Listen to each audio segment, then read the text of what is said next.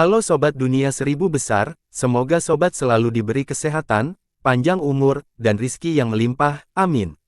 Sebelum masuk ke alur ceritanya, jangan lupa dukung channel ini ya dengan klik subscribe, like, komen, dan share, terima kasih. Mari kita lanjutkan perjalanan, Fang Yuan. Saya ingin membeli beberapa batu. Setelah memilih targetnya, Fang Yuan berkata kepada Gu Master Wanita. Pemula, Master Gu Wanita segera berpikir. Bahkan penjudi paling buruk pun akan mengamati dengan sangat dekat ketika mereka ingin membeli batu. Pertama-tama mereka akan melihat dengan cermat, lalu meletakkan batu di telapak tangan mereka dan menggosok untuk merasakan permukaan dan beratnya. Bahkan setelah tindakan seperti itu, jika mereka menemukan bahwa perasaan itu tidak berfungsi, mereka akan menyerah. Tidak ada yang akan mengatakan pembelian di awal. Dan untuk tipe seperti Fang Yuan, yang mengatakan, beli, di muka, dia tidak dapat disangkal adalah seorang pemula yang memiliki pengalaman judi batu pertamanya. Meskipun Master Gu Wanita memikirkan hal ini, dia tidak menunjukkan perbedaan dalam ekspresinya, tetapi terus tersenyum seperti bunga, berkata dengan lembut kepada Fang Yuan, lalu bagian mana yang kamu pilih?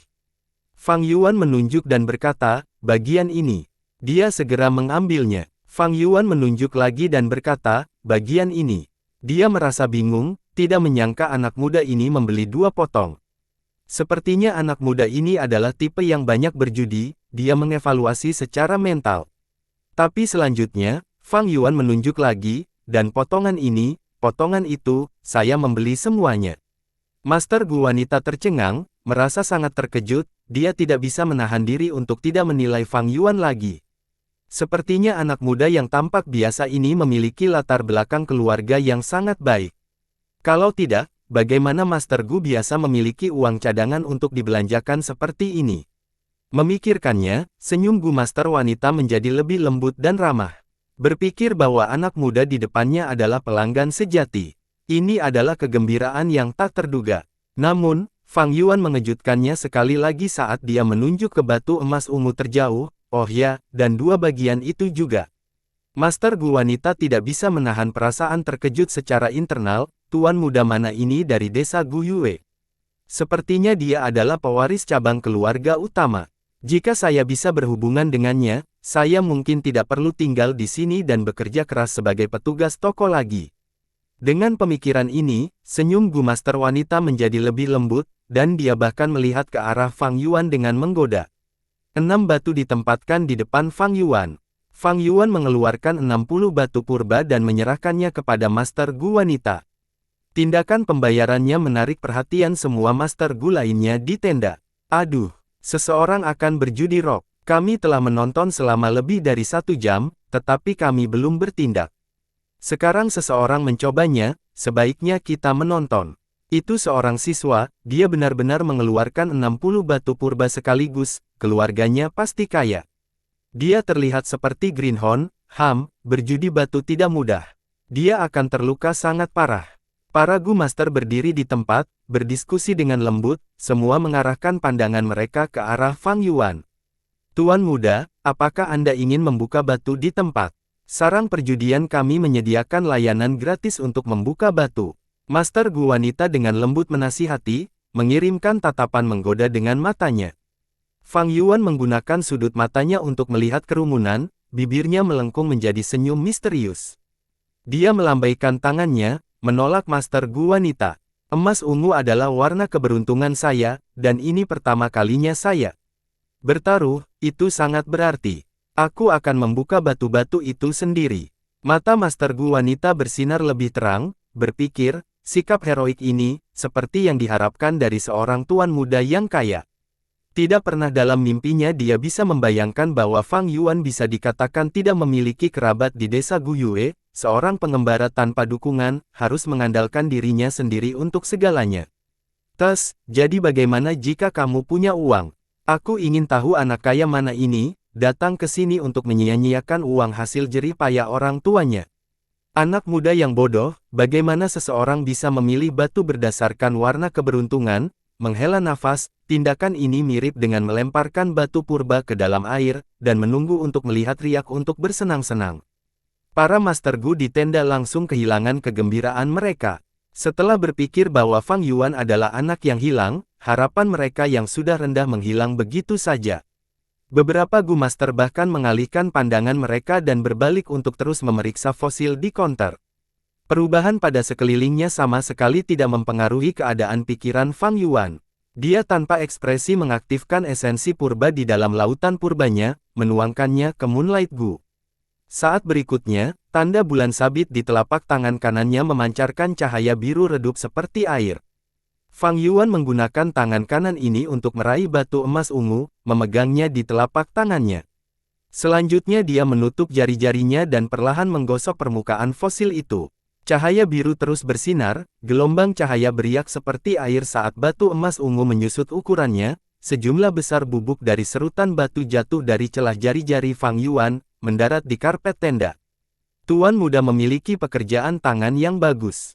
Master Gu wanita mengambil kesempatan dan segera memuji. Anak muda ini, dia bukan keterampilan yang hebat. Melihat pemandangan ini, mata Gu Master bersinar dengan kilatan yang rumit. Mereka mulai melihat Fang Yuan dalam cahaya baru. Fang Yuan menggunakan cahaya biru untuk bergesekan dengan permukaan batu, ini adalah bentuk penggunaan Moonlight Gu yang cermat.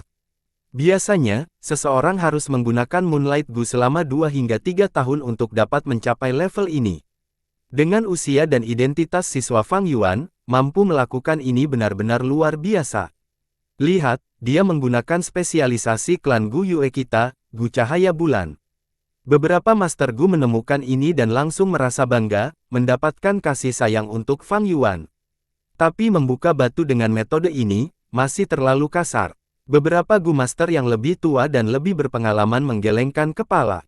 Batu emas ungu menjadi semakin kecil, dari sedikit lebih besar dari telapak tangan menjadi seukuran kepalan tangan, dicengkeram erat oleh jari-jari Fang Yuan.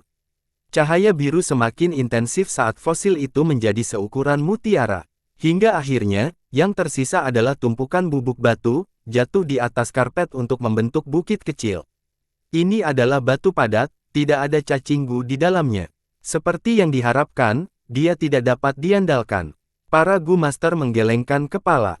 Tuan muda, masih ada 5 buah tersisa, Gu Master wanita menyemangati. Ekspresi Fang Yuan tenang, sama sekali tidak terpengaruh. Dia meraih potongan kedua batu emas ungu dan terus menggiling. Tapi hasil dari karya ini masih merupakan batu yang kokoh, tidak ada cacing Gu di dalamnya. Bagian ketiga masih sama. Para Gu Master menjadi tidak sabar. Berhentilah mencari. Dengan mengandalkan warna untuk memetik batu, tidak ada gunanya pertaruhan ini. Jika dia bisa mendapatkan Gu yang baik dari ini, aku akan memakan tumpukan bubuk batu di lantai. Seseorang tertawa menghina. Jangan putus asa tuan muda, bukankah tersisa 3 buah, kamu baru setengah jalan, Master Gu wanita terus mengungguli Fang Yuan. Fang Yuan meraih bagian keempat, dan ketika dia mendapatkannya seukuran telapak tangan, dia tiba-tiba menghentikan semua tindakan. Aduh, ada sesuatu. Komposisi batuan berubah, itu bukan sedimen emas ungu, tetapi semacam warna hitam tinta. Jangan bilang dia benar-benar sangat beruntung karena menebak yang menyilaukan. Gu Master di sekitarnya berseru ringan. Tuan muda, Anda harus berhati-hati mulai sekarang dan seterusnya. Jangan membuat gerakan tiba-tiba, cacing Gu Yan berhibernasi sangat rapuh. Jika kamu menggunakan terlalu banyak kekuatan, kamu akan membunuh cacing Gu di dalam. Master Gu wanita tidak menyangka situasi seperti itu akan terjadi. Setelah tertegun sejenak, dia langsung menasihati dengan hati-hati. Gerakan Fang Yuan melambat, jari-jarinya perlahan bergesekan saat bubuk kecil perlahan jatuh. Terus-menerus mengulangi aksi dengan banyak interval, dia tidak lagi cair seperti sebelumnya. Bubuk batu berwarna hitam perlahan jatuh, dan saat batu itu semakin kecil, gerakan Fang Yuan menjadi lebih lambat dan lebih lembut. Di karpet, bubuk batu terus berkumpul saat batu berwarna hitam Fang Yuan akhirnya dibuang bersih. Mendesah, sayang sekali, itu batu di dalam batu. Sungguh membuang-buang emosiku, aku benar-benar mengira ada cacing Gu di dalamnya. Kamu terlalu mudah dibodohi, apakah taruhan batu begitu mudah? 9 dari 10 semuanya kosong, bagaimana lagi toko itu akan menghasilkan uang? Tuan muda, keberuntunganmu sudah tidak buruk. Mendapatkan batu di batu pertama kali, orang normal tidak bisa melakukannya. Master Gu wanita mencoba cara lain untuk menghibur Fang Yuan, demikian pula untuk membuka jalan bagi hasil yang menunggunya. Tidak mendapatkan apa-apa dari batu judi sangat umum, 9 dari 10 kejadian. Menurutnya, Fang Yuan memilih secara acak, peluang mendapatkan fosil Gu mendekati 0. Fang Yuan tersenyum tetapi tidak menjawab, dan dia terus mengeluarkan batu kelima. Dia dengan hati-hati menggiling, dan dalam waktu 10 napas, permukaan batu berwarna emas ungu semuanya digosok, memperlihatkan bola lumpur kuning berpermukaan kasar. Jangan bilang itu adalah batu lain di batu. Dari kelihatannya, mungkin, tapi agak aneh, bola lumpur ini dikelilingi oleh permukaan batu emas ungu. Permukaan bola lumpur harus dikompresi dengan lancar, jadi mengapa permukaannya masih tidak rata? Gu Master di sekitarnya bingung. Melihat bola lumpur di tangannya, ekspresi Fang Yuan tidak berubah, tetapi di dalam hatinya dia sedikit tersentuh. Dia terus menggiling. Di bawah cahaya berair biru, pasir bubuk jatuh. Di antara bubuk itu, ada beberapa remah-remah tanah yang bercampur di dalamnya, jatuh ke tumpukan bubuk batu di samping kakinya. Jangan bilang benar-benar ada sesuatu. Setelah melihat ini, beberapa Master Gu menatap dengan mata terbuka lebar. Sulit untuk mengatakannya, seseorang berbicara dengan nada tidak pasti. Saya merasa ada, benar-benar ada sesuatu.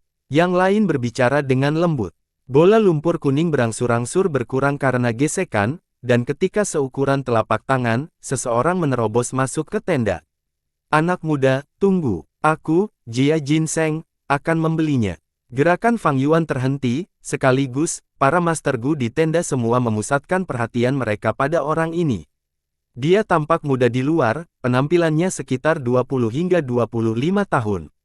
Dia mengenakan jubah berwarna emas dengan ikat pinggang renda di pinggangnya, dan di ikat pinggang itu ada potongan batu giok berbentuk persegi. Ada kata di seberang batu giok, menunjukkan huruf 1. Terbukti, ini adalah Master Gu peringkat 1.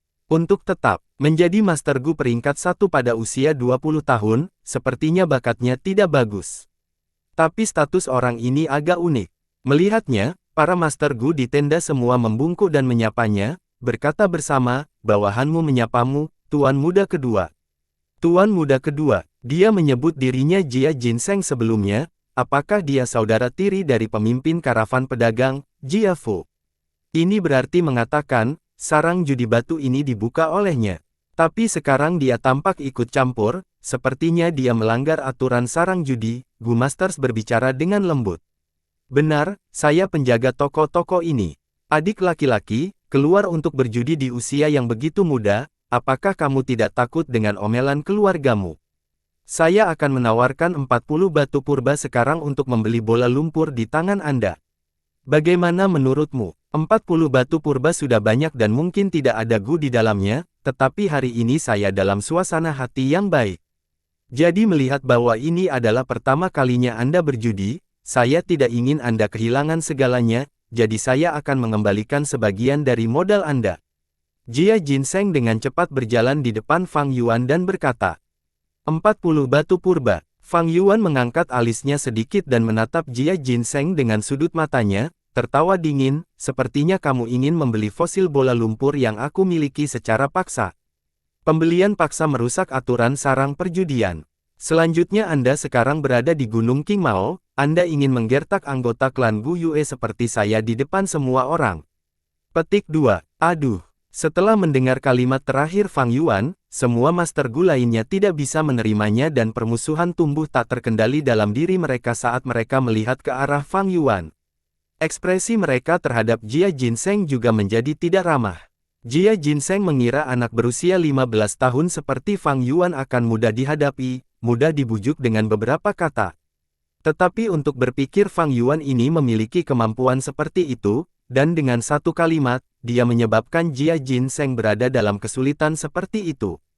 Melihat Gu Master bersiap-siap untuk ikut campur, ekspresi Jia Jinseng segera berubah saat dia mengubah nada suaranya, dengan cepat melambaikan tangannya, adik laki-laki, kamu salah. Saya adalah penjaga toko dari sarang judi ini, bagaimana saya bisa merusak reputasi saya sendiri dengan melanggar aturan saya sendiri? Bagaimana saya dapat menjalankan bisnis di masa depan? Hehehe, Saya baru saja menemukan bola lumpur Anda sedikit menarik, jadi saya ingin membelinya. Jika Anda tidak ingin menjualnya, tidak apa-apa. Tetapi jika tidak ada apa-apa di dalamnya nanti, jangan salahkan saya karena tidak mengingatkan Anda. Fang Yuan tidak lagi memperhatikannya. Dia berbalik dan terus fokus menggiling bola lumpur di tangannya. Gerakannya sangat lambat dan sangat teliti. Seringkali, hanya ada sedikit bubuk tanah kering yang jatuh setelah beberapa saat atau lebih. Mengikuti gerakannya, cacing Gu yang berhibernasi secara bertahap muncul di depan mata semua orang. Ya Tuhan, benar-benar ada cacing Gu. Dia benar-benar membuka Gu. Apa-apaan, metode perjudian semacam ini juga bisa berhasil. Keberuntungan pemuda ini di luar grafik, dia benar-benar berhasil mendapatkan Gu. Segera, kejengkelan Gu Masters memenuhi tenda. Master Gu wanita tanpa sadar menutup mulutnya, tidak bisa mempercayai pemandangan di hadapannya.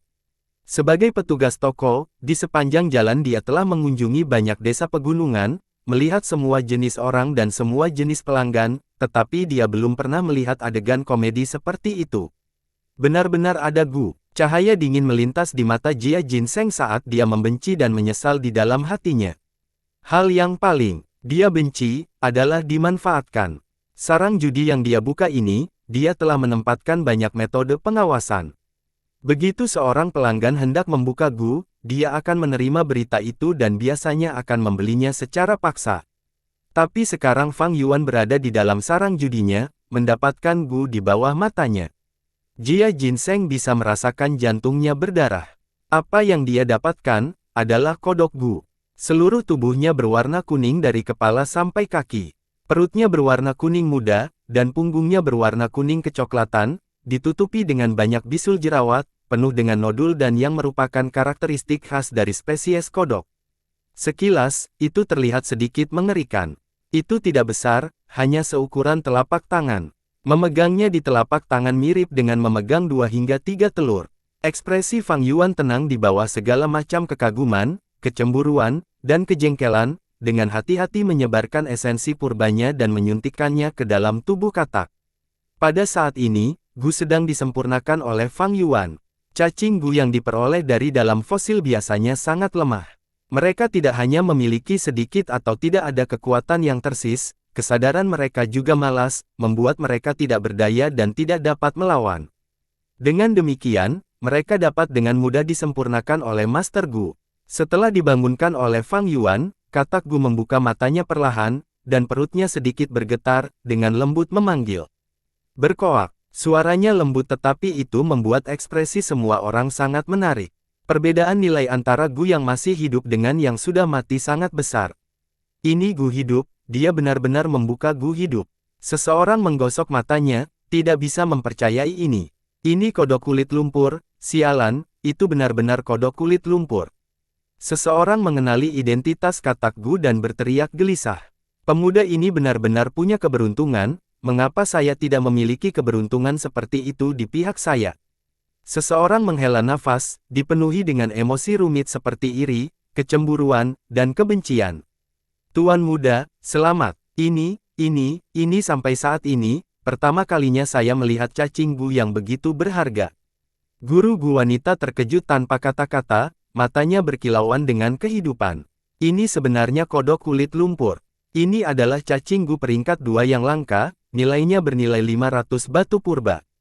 Sialan, sial. Seseorang benar-benar berhasil membuka cacing Gu seperti itu di toko saya. Saya telah kehilangan banyak waktu besar. Wajah Jia Jinseng pucat saat dia menatap belati ke kodok, hatinya memiliki keinginan kuat untuk merebut Gu begitu saja. Tapi dia tahu dia tidak bisa, karena jika dia benar-benar melakukan itu akan meminta masalah. Ini bukan desa keluarganya, tetapi wilayah klan Gu Yue. Mungkin saya seharusnya membayar sedikit lebih banyak batu purba, mungkin dia memberikannya kepada saya. Itu benar, dia hanya seorang siswa. Jika saya menawarkan 100 batu purba, tidak mungkin dia tidak akan tergerak. Mengapa saya tidak melakukan itu? Jia Jinseng penuh penyesalan.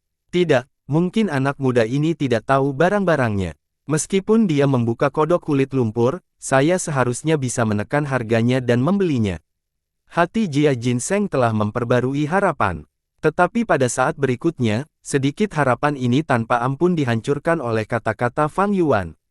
Fang Yuan dengan jelas menatap kodok kulit lumpur di tangannya, mengabaikan pujian dan keterkejutan orang-orang di sekitarnya. Dia menggunakan nada yang sangat tenang dan berkata kepada Jia Jinseng, kodok kulit lumpur, cacing gu peringkat 2, membutuhkan 500 gram tanah kuning setiap kali makan, semakin subur tanahnya semakin baik. Spesiesnya sedikit, jumlahnya dan itu adalah gu utama yang diperlukan dalam memurnikan kodok kuningan harta karun. Harga pasar adalah 500 batu purba. Jia Jinseng, apakah Anda ingin membeli ini? Kamu, sebenarnya tahu dengan jelas. Jia Jinseng bergumam. Setelah keterkejutan seperti itu, dia tidak bisa mengucapkan sepatah kata pun. Fang Yuan tertawa ringan dan melanjutkan, jika kamu tidak mau, tidak apa-apa. Aku akan menjualnya kepada orang lain, aku yakin seseorang akan tertarik. Tahan, tunggu, aku akan membelinya, aku akan membelinya. Tapi tidak bisakah harga ini lebih murah? Senyum Jia Jinseng berubah pahit. Fang Yuan berbalik dan pergi. Jia Jinseng buru-buru mengejarnya. Jangan pergi, aku akan membelinya. Fang Yuan tidak punya rencana untuk memelihara kodok kulit lumpur ini. Itu adalah gu peringkat 2, tetapi Fang Yuan masih tahap awal peringkat 1. Meskipun memakan tanah kuning, Gunung Qingmao penuh dengan tanah hijau, sehingga menemukan makanan untuk itu akan merepotkan. Selain itu, jika dia tidak menjual cacing gu ini, Fang Yuan harus memberi makan 3 cacing gu sendiri. Mengesampingkan pengeluaran batu purba yang meningkat, bahkan jumlah batu purba saat ini yang dimilikinya tidak akan cukup untuk memberi mereka makan. Dengan demikian, rencana Fang Yuan adalah untuk segera menjual kodok kulit lumpur, mendapatkan 500 batu purba dan mendapatkan banyak uang. Untuk tahap awal peringkat 1 seperti Fang Yuan, 500 batu purba sudah dianggap sebagai jumlah yang besar. Transaksi dengan cepat selesai dan Fang Yuan mentransfer kodok kulit lumpur ke Jia Jinseng di depan kerumunan, pada saat yang sama menerima 5 kantong uang berat. Setiap tas memiliki 100 batu purba. Fang Yuan awalnya memiliki 98 batu purba, dan setelah menghabiskan 60 untuk batu judi, dia memiliki 38 batu yang tersisa. Sekarang, kekayaannya berlipat ganda berkali-kali, dan dia memiliki 538 batu purba. Setelah melihat ini, banyak Master Gu berubah menjadi hijau karena iri. Fang Yuan meletakkan 5 tas di dadanya sebelum mengambil potongan terakhir fosil emas ungu dan berjalan keluar dari tenda. Tuan muda, Anda tidak membuka fosil itu. Master Gu wanita berkedip cepat dan menatap punggung Fang Yuan, dengan keras mengingatkannya. Fang Yuan tidak menghiraukan dan meninggalkan sarang judi tanpa berbalik. Dia meninggalkan sekelompok Gu Master yang tertegun, saling menatap dalam diam. Jin Jia Seng memanggil adik laki-laki Fang Yuan adalah cara menyapa, mereka tidak terkait dengan cara apapun. Laut purba tembaga hijau memiliki pasang surut naik dan turun, pasang surut. Di atas permukaan laut, cacing minuman keras meringkuk menjadi bola, mengeluarkan uap anggur yang secara bertahap berkembang menjadi kabut putih. Gelombang esensi purba dengan swoosh mengalir melawan arus dan masuk ke kabut anggur. Ketika air surut, sudah ada setengah yang tersisa, dan warnanya bahkan lebih gelap. Dari tahap awal hijau giok, telah berubah menjadi hijau pucat tahap tengah. Esensi purba tahap menengah jatuh ke laut, tetapi tidak bercampur dengan esensi purba tahap awal. Seolah-olah lebih padat, itu tenggelam ke dasar.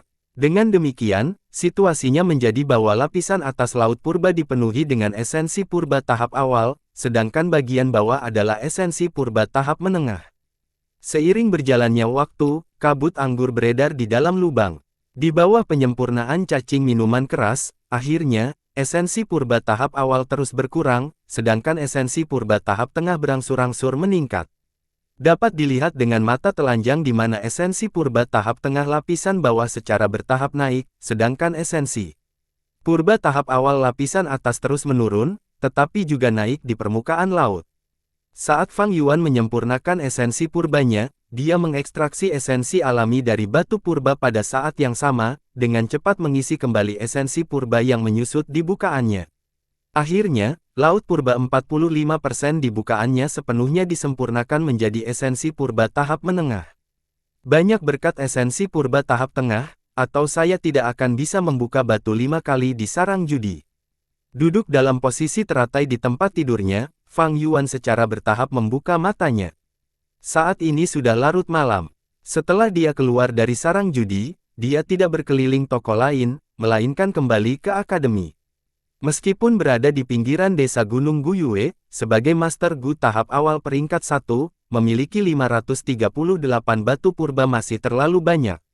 Ini bukan hanya karena batu-batu purba itu berat dan merepotkan untuk dibawa-bawa.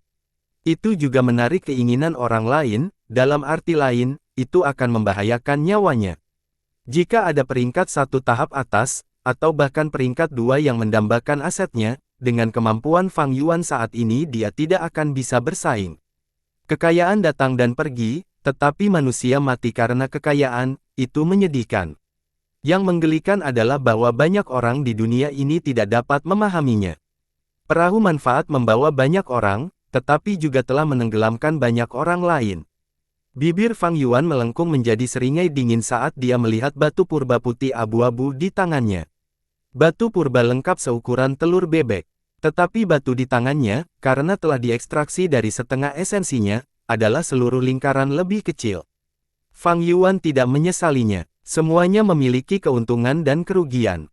Fang Yuan hanyalah bakat kelas C, namun dia menggunakan likor Gu untuk menyempurnakan esensi purbanya, dan pengeluaran batu purbanya berkali-kali lipat dari orang-orang seusianya.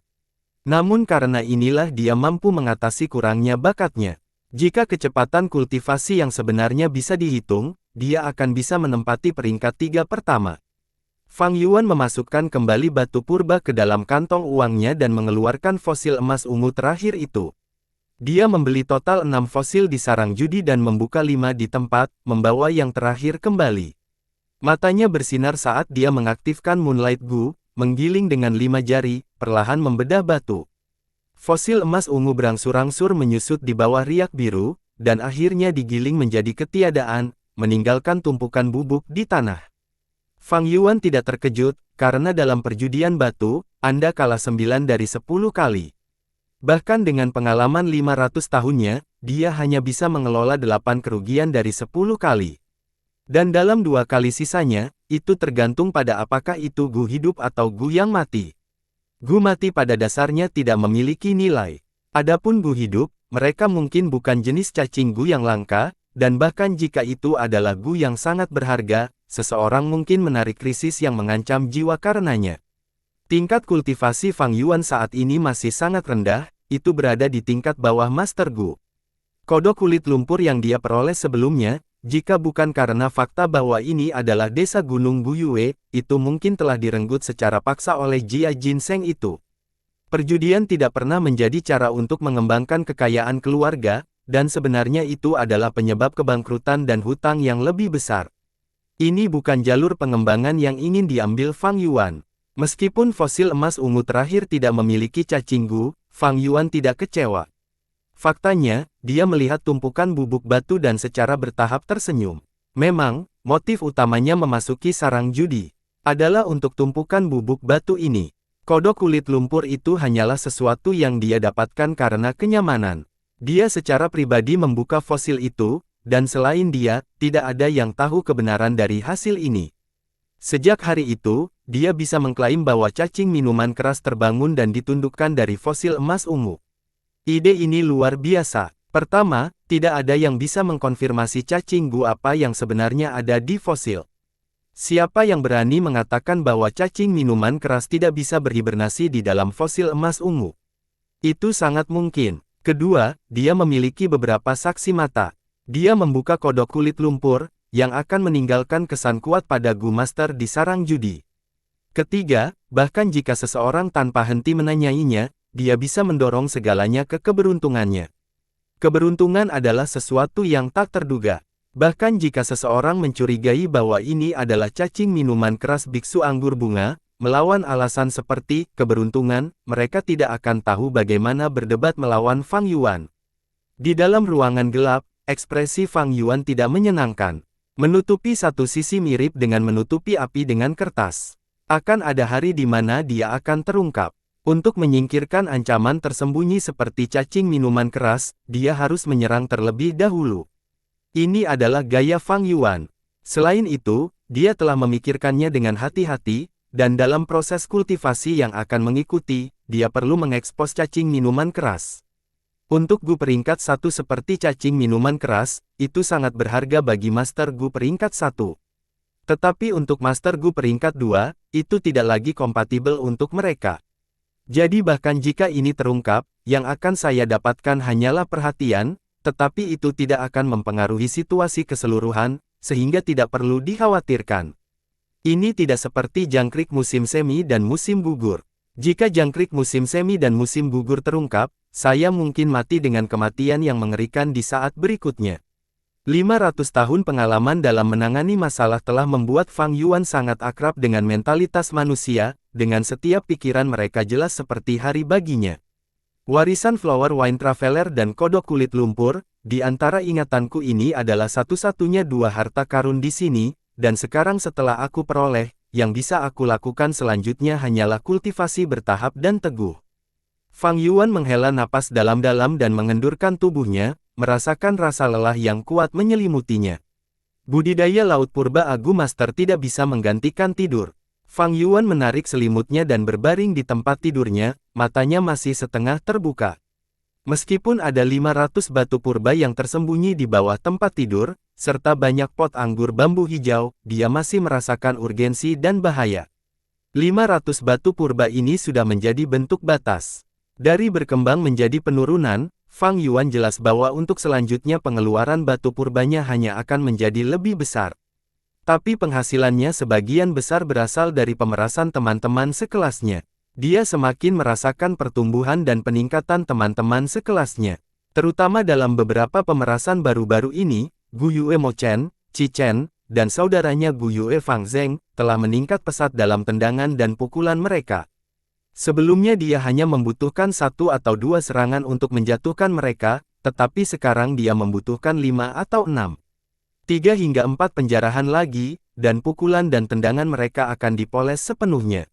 Jika mereka menantangku satu persatu, dengan staminaku saat ini, aku tidak bisa menahan pertempuran round robin semacam itu. 500 batu purba mungkin tampak banyak, tetapi dengan pengeluaranku saat ini sebanyak 4 batu sehari, sebenarnya tidak terlalu banyak. Gunung King Mao sudah tidak memiliki harta karun yang tersisa, tetapi di dekatnya di Gunung Baigu, ada warisan kekuatan yang dibangun secara diam-diam dari Master Gu peringkat 4 dari jalan yang benar.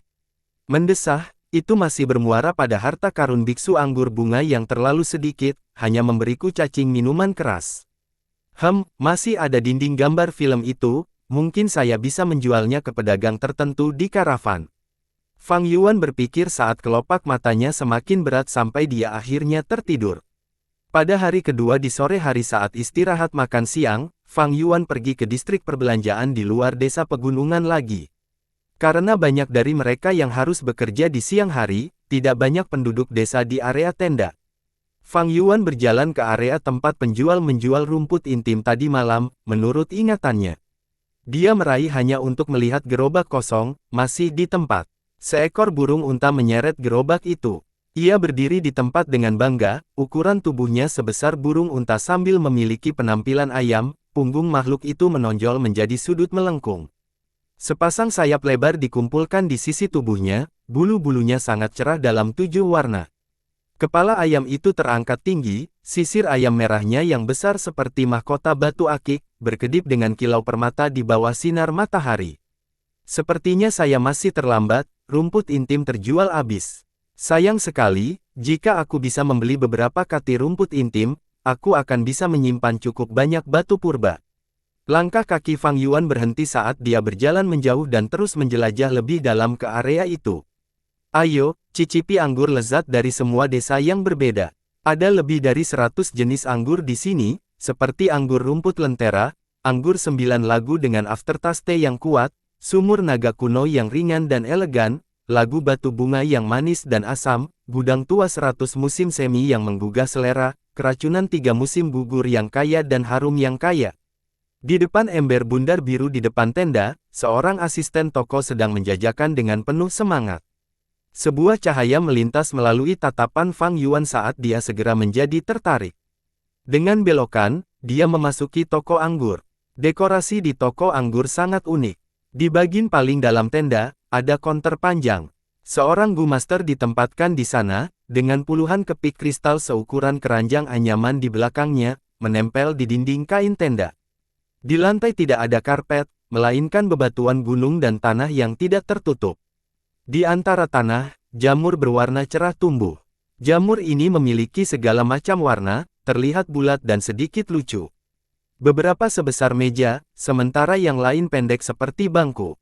Mereka sering didistribusikan di mana jamur meja besar dikelilingi oleh beberapa jamur bangku yang lebih pendek. Ini adalah jamur Inochen, sengaja ditanam oleh Master Gu. Ia memiliki kemampuan untuk menyerap debu dan partikel di udara untuk memurnikannya, dan itu adalah sejenis rumput Gu. Fang Yuan bisa mengenali asal-usul jamur segera setelah melihatnya. Dia memilih salah satu jamur pendek dan duduk. Permukaan jamur segera tenggelam sedikit, membuat Fang Yuan merasa seperti sedang duduk di sofa seperti yang ada di bumi.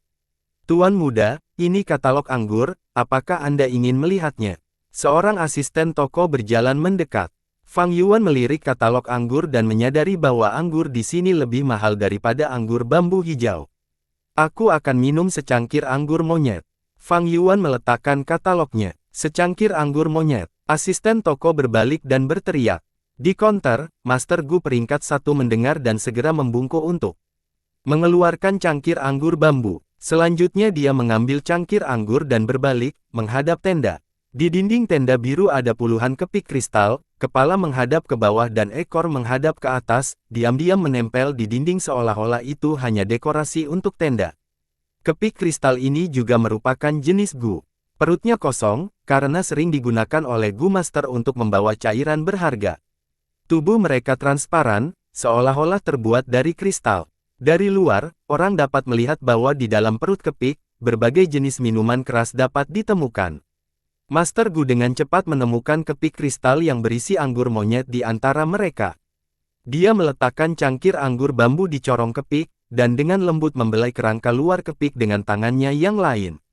Sejumlah kecil esensi purba memasuki tubuh kepik kristal, dan setelah itu membuka mulutnya dan semburan minuman keras mengalir ke cangkir anggur bambu. Minuman keras berceceran di cangkir sampai penuh. Guru Gu meletakkan cangkir anggur bambu yang diisi dengan anggur monyet di atas meja. Asisten toko yang sudah menunggu beberapa saat dengan cepat mengangkat cangkir itu dengan cermat dan berjalan beberapa langkah untuk mengirimkannya ke Fang Yuan. Fang Yuan hanya menyesap sedikit. Anggur monyet memang minuman keras buah, manis dan menyegarkan dan lembut di langit-langit mulut.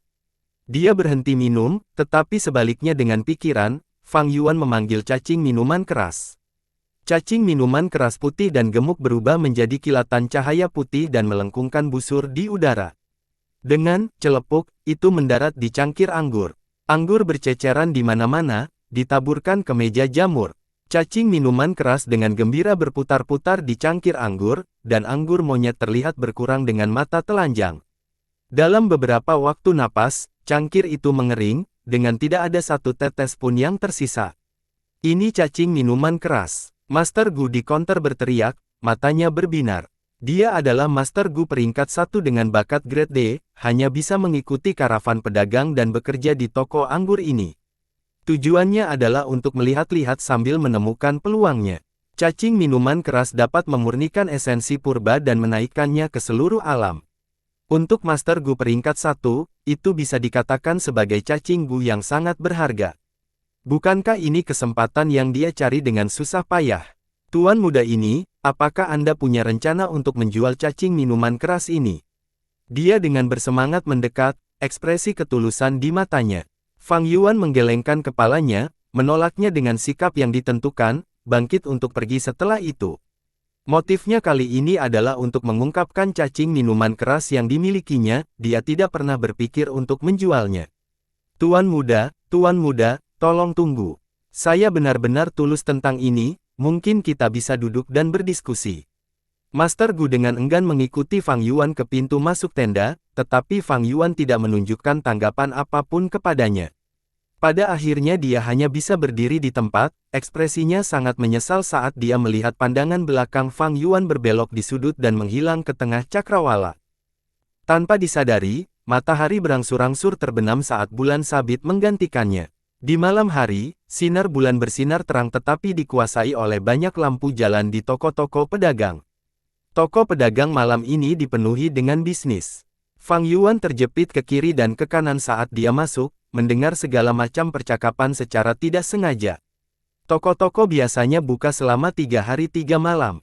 Malam ini sudah malam kedua, pada pagi hari setelahnya, karavan pedagang sudah berangkat dalam perjalanan mereka. Jadi, kita harus bergegas. Jika ingin membeli sesuatu, saya melihat Golden Belgu kemarin, menghela nafas, sayang sekali itu terlalu mahal. Setelah lama tawar-menawar dengan penjaga toko, tidak menjadi lebih murah. Aku akan pergi dan melihatnya malam ini. Apakah kalian mendengar? Tadi malam, seorang pemuda membuka kodok kulit lumpur dan mendapatkan keuntungan dari 500 batu purba. Fang Yuan mendengarkan dengan penuh perhatian, merasakan kekecewaan di hatinya karena dia tidak mendengar apa-apa tentang cacing minuman keras.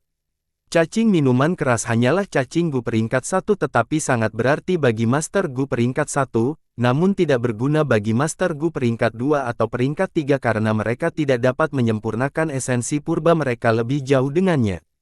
Jadi wajar jika tidak ada yang memperhatikan hal ini. Namun, mengambil inisiatif untuk mengungkap masalah cacing minuman keras tidak dapat terburu-buru untuk jangka waktu tertentu. Jika saya berlebihan, itu mungkin akan membiarkan kucing keluar dari tas. Saat Fang Yuan berjalan, dia merenung dalam hati di dalam hatinya. Pada titik ini, ada hiruk-pikuk di depannya. Selanjutnya, Fang Yuan mendengar seseorang berteriak, "Cepat datang dan lihat, ada pedagang yang tidak jujur di sini yang menjual Gu palsu kepada anggota klan kita." Kemarahan muncul di antara kerumunan. Aduh, ada hal seperti itu terjadi.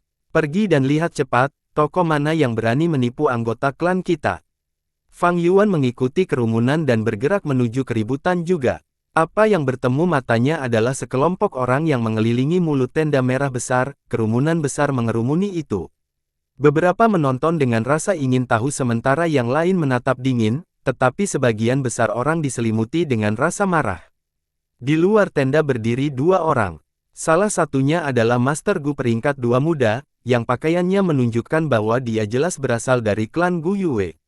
Orang lain memiliki wajah yang akrab, itu adalah pemilik sarang judi, Jia Jinseng.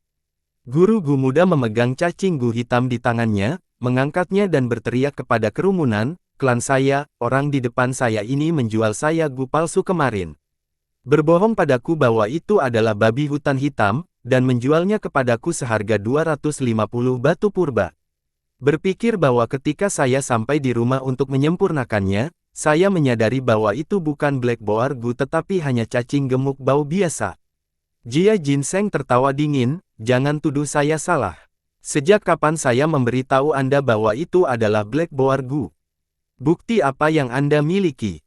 Tuan Gu muda ketika melihat penyangkalan Jia Jinseng, menjadi marah dan meraih pergelangan tangan Jia Jinseng, "Kamu pedagang licik, kamu berani menyangkalnya.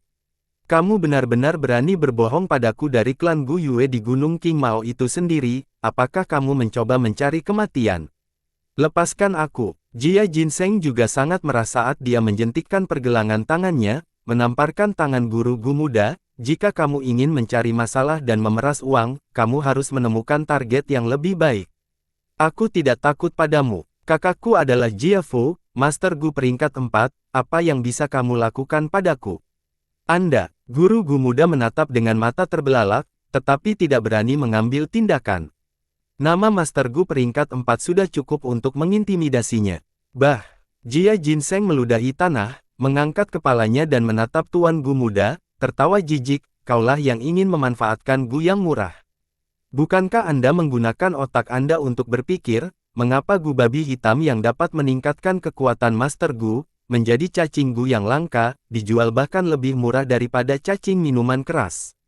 Biasanya dijual dengan harga 600 batu purba. Apakah Anda berpikir bahwa Anda bisa membeli satu hanya dengan 250 batu purba? Bermimpi." Petik 2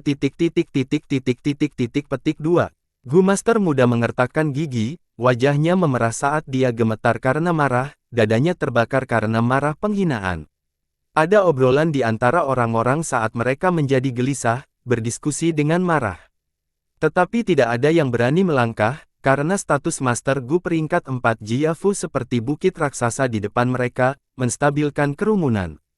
Anak ini terlalu kejam, sungguh pedagang yang licik. Tidak heran dia berani menjadi begitu sombong di Gunung King Mao, dia sebenarnya adalah adik laki-laki Jiafu. Kudengar mereka hanyalah saudara tiri, tetapi bahkan dengan kultivasi peringkat 1 itu, dia dapat menggunakan hubungan ini untuk bertindak tanpa kendali di karavan. Apa sebenarnya yang terjadi di sini? Pada saat ini, suara keras berbicara.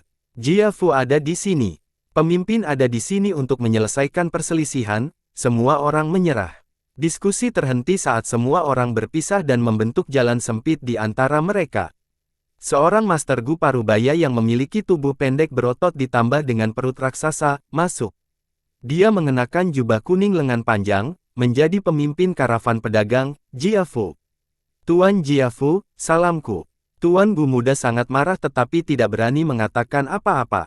Dia memaksa dirinya untuk menahan kemarahan dan memberi penghormatan kepada Jiafu. Jia Jinseng membeku di tempat, tidak menyangka saudaranya tiba, wajahnya tiba-tiba pucat saat kemarahan melintas di matanya. Ekspresi aneh ini ditangkap oleh Fang Yuan yang mengamati dari jauh saat dia merenungkan situasinya. Halo, Tuan Gu muda, apa masalahnya di sini? Jiafu berjalan ke tengah kerumunan dan bertanya dengan damai. Tuan Gu muda tersanjung dan dia menangkupkan tinjunya lagi. Melihat anggota klan di sekitarnya, dia mengerahkan keberaniannya dan menjelaskan seluruh situasi. Jadi itulah yang terjadi. Jiafu mengangguk sambil mendengarkan. Selanjutnya, dia bertanya kepada Jia Jinseng, adik laki-laki, apakah ini benar? Jia Jinseng memalingkan muka dan mendengus dingin, tidak menatap saudaranya. Jiafu merenung dengan sungguh-sungguh. Orang-orang di sekitarnya diam, tidak berani menyela pikirannya. Semua menunggu untuk mengantisipasi putusannya. Masalah ini sebenarnya karena penipuan Jia Jinseng, tetapi Tuan Gu muda juga bersalah karena serakah dan tidak waspada sendiri, jika tidak, dia tidak akan ditipu. Jika Jiafu ingin membela saudaranya, dengan kultivasi peringkat 4-nya, bahkan pemimpin klan Gu Yue tidak bisa berbuat apa-apa.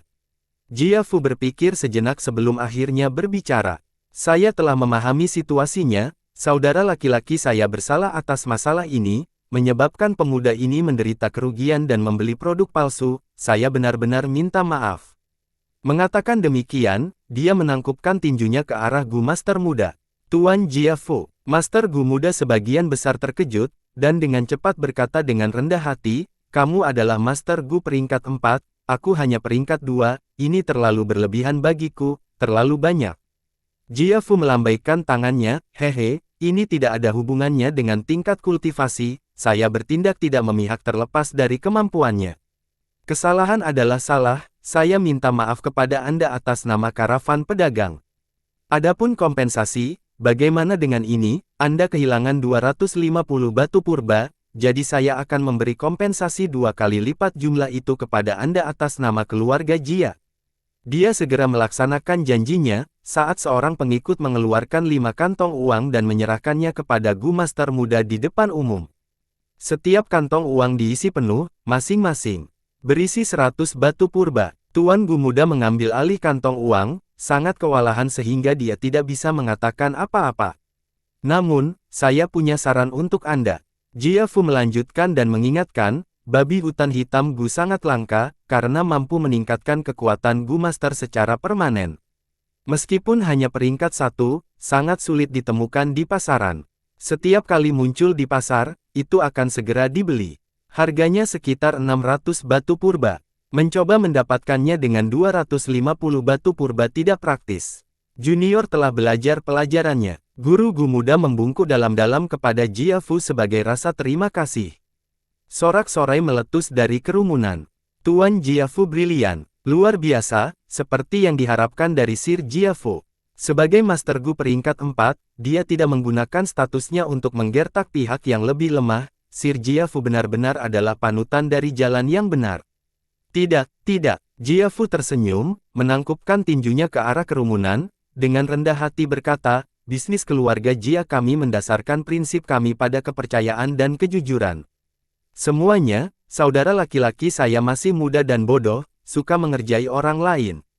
Dia sebenarnya sangat baik, saya harap semua orang bisa lebih bersemangat, jangan ambil hati.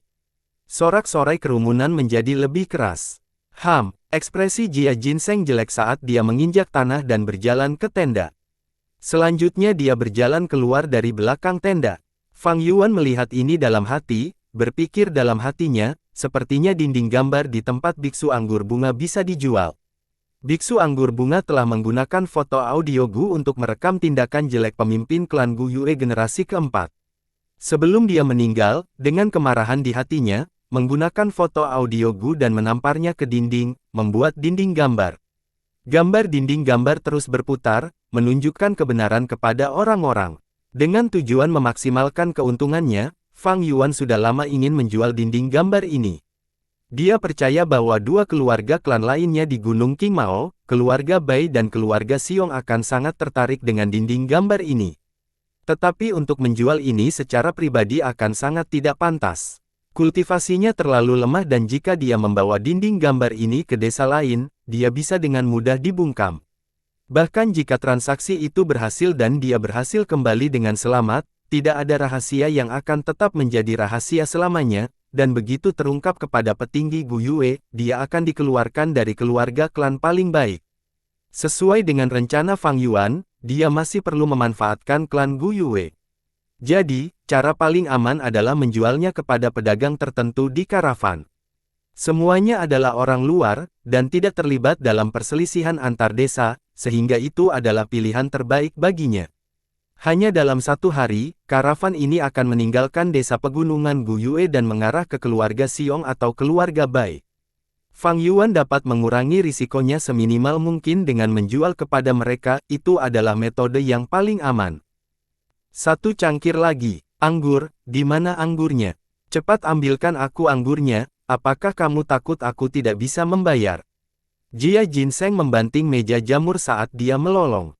Tuan muda Jia, ini anggurmu. Petugas dengan cepat membawakannya anggurnya. Jia Jinseng meraih cangkir bambu dan memiringkan kepalanya dan menelan minuman keras.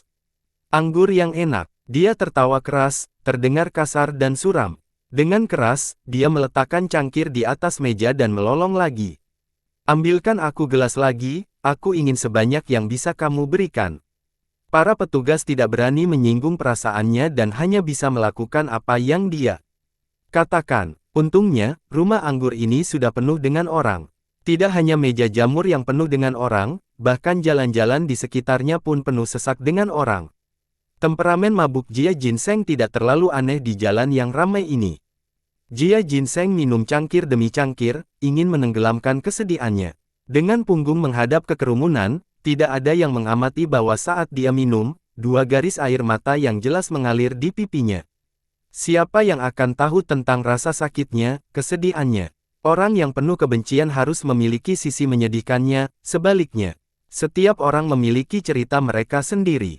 Di antara saudara-saudaranya, dia adalah yang termuda, menjadi yang paling tampan dan paling mirip dengan ayahnya, sehingga menjadi yang paling disayangi oleh ayahnya. Tapi surga mengolok-oloknya dengan hanya memberinya bakat kelas D. Saat dia tumbuh dewasa, dia hidup di bawah tekanan saudara-saudaranya. Dia marah dan ingin melawan, tetapi dengan bakat itu, tidak ada yang bisa dia lakukan. Ayahnya merasa kematian mendekat dan ingin membagi asetnya. Dua orang harus memimpin karavan pedagang. Mereka berjanji untuk memecah harta keluarga sesuai dengan hasilnya. Jia Jinseng ingin mengandalkan metodenya sendiri untuk memperoleh aset keluarga dan pengakuan klannya. Tetapi untuk berpikir bahwa dia menjadi batu loncatan saudaranya sekali lagi. Ketika Jia Fu muncul, dia tahu dia jatuh ke dalam jebakan. Ini adalah skema sejak awal. Tapi apa yang bisa dia lakukan? Begitu dia memasuki karavan ini, dia ditakdirkan untuk menjadi pakan Jia Fu. Peringkat 4 dan peringkat 1 adalah celah yang sangat besar sehingga dia tidak berdaya untuk bertarung lagi. Jia Fu, dia memaksa nama ini keluar dari mulutnya. Matanya terbakar dengan api kebencian, dia tidak bisa menerimanya dengan berbaring. Apakah kamu ingin berurusan dengan kakakmu? Aku bisa membantumu. Pada saat ini, dia mendengar suara. Jia Jinseng tercengang, tetapi ketika dia berbalik, dia melihat bahwa untuk beberapa saat, ada seseorang yang duduk di sampingnya. Dia menggelengkan kepalanya dan berkedip beberapa kali, akhirnya melihat siapa itu. Siapa lagi jika bukan karena Fang Yuan? Ini kamu. Dia menatap Fang Yuan, sedikit marah, aku ingatmu. Anak beruntung, mendapatkan kodok kulit lumpur dari sarang judiku. Kamu di sini untuk mengejekku. Fang Yuan memandang Jia Jinseng, matanya dingin seperti air. Saya memiliki bisnis yang besar, jadi jika Anda ingin memperoleh hasil yang lebih baik dan mendapatkan lebih banyak aset, mengapa tidak mendengarkan saya? Jia Jinseng curiga, punggungnya menegakkan tubuh dan dia duduk, bagaimana Anda tahu tentang masalah aset?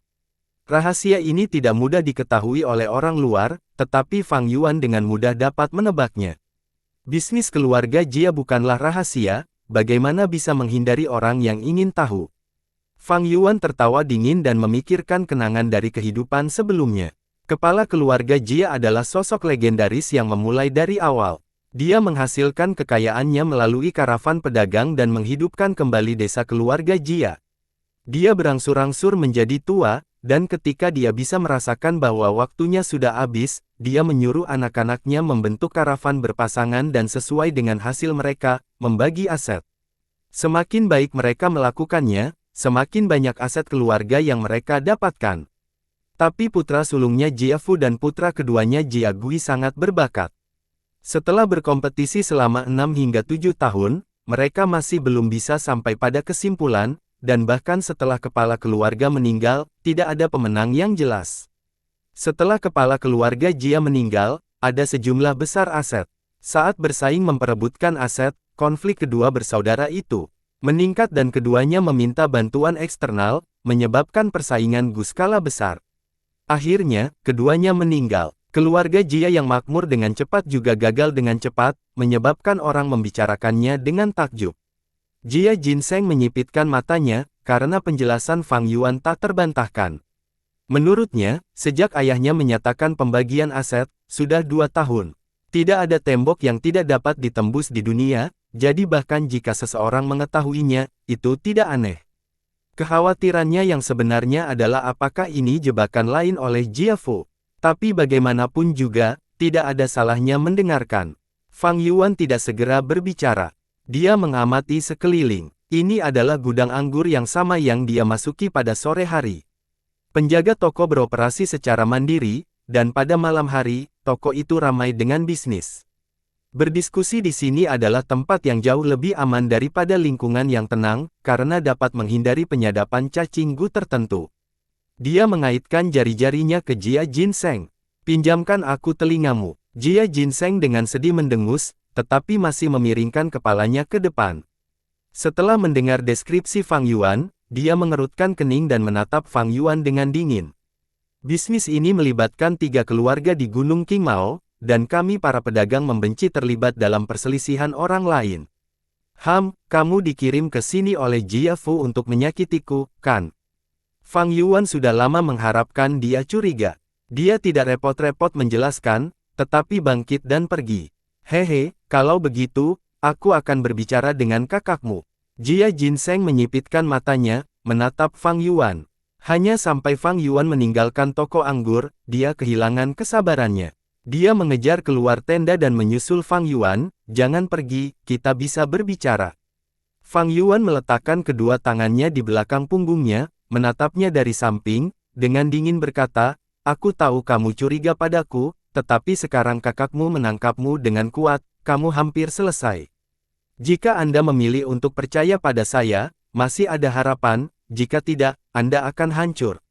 Apakah Anda cukup berani untuk mengambil taruhan ini? Ekspresi Jia Jinseng berubah saat dia mengoreksi dan berkata, Jia Fu hanya sedikit lebih tua, saya tidak pernah mengakuinya sebagai saudara laki-laki saya.